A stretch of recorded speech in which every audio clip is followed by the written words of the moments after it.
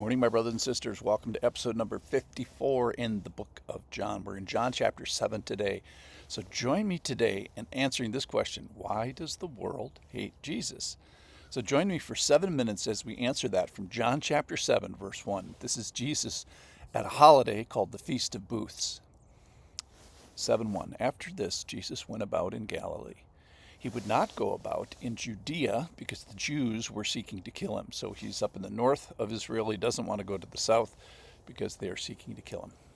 Now, the Jews' feast of booths was at hand. So his brothers, his actual brothers, related brothers, said to him, "Leave here and go to Judea, that your disciples," another group of people, "also may see the works you are doing. For no one works in secret if he seeks to be known openly." This is the advice of his brothers.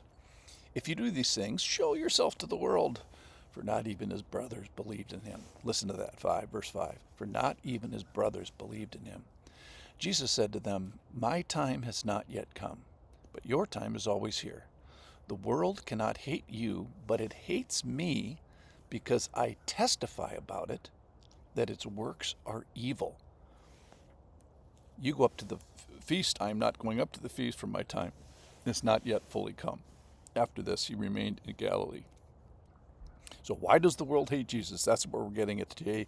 The big verse is verse 7. It hates me because I testify about it that its works are evil. So Jesus is in approximately his third year of ministry, and he lives about 60 miles from Jerusalem. And many of the holidays that the Jews were encouraged and some required to go to were in Jerusalem, about 60 miles away. So the Passover and here the Feast of Booths. So the question is do I make the trip home for Christmas and for Thanksgiving? And well, what about the 4th of July? So he's having a little bit of an argument with his actual brothers. And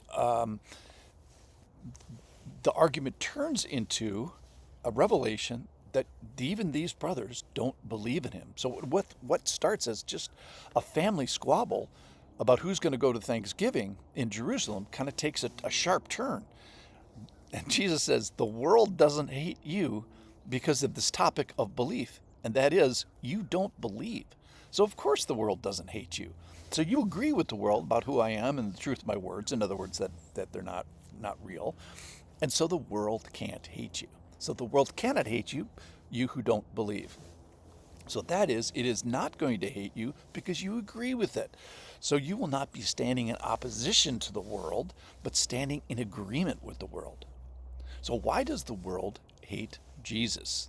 Big question for today. It hates me because I, Jesus, and my worldview testify about it that its works are evil. And when evil is resisted, one might think that the natural response would be honor. Oh, we honor people that resist evil. Well, if you think about it, read the paper. But no, when evil is resisted, the main response is hate. And that's what we see in the passage today. We see it in our newspapers, in our internet today.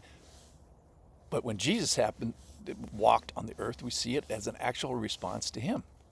So Jesus is saying to his brothers, the world doesn't hate you because you're one and the same of the world. And when the world looks in the mirror, it sees you. And the response, hey, love. Yep, I love myself.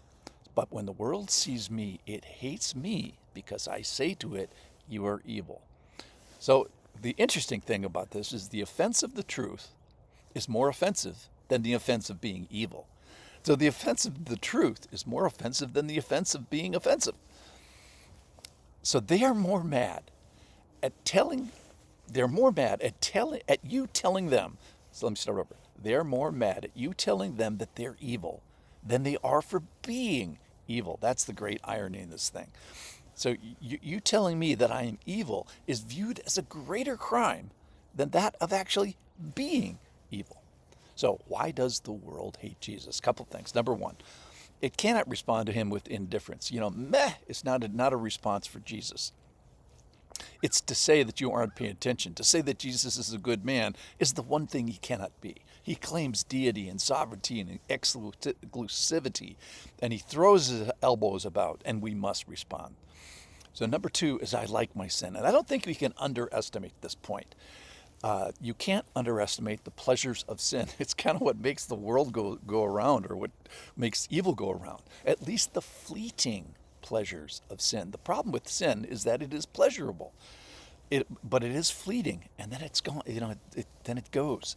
So ultimately, sin isn't pleasurable. It's displeasurable and judgeable, but it is enjoyable for the moment, and that's kind of where we live mostly, right? In the moment.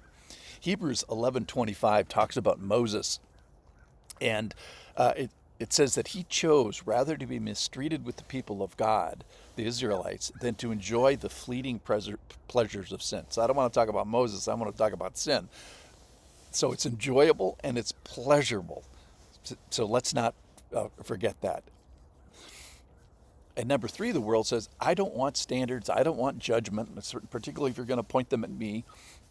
So to stand against evil in our world is to be hated. So don't be surprised, perhaps a Christian listening here, don't be surprised at being hated. So by the way, when Jesus was hated, he didn't stop standing against evil. He didn't back the bus up to stop being hated. He was hated because he continued to oppose evil. All right, so just one final thought. And I wonder about us being hated. I wonder if you don't find at least some hating directed towards you, that perhaps you're not standing against the foe in a Christ-like manner. Christ stood against the foe. He was hated. And I think similarly, if we, perhaps like Christ, stand against the foe, we should be hated. So I think it is okay to stand against evil in your home, in your character, in your work, and in your world. So, answering the question, why does the world hate Jesus? Because he stood against evil. Thanks for listening.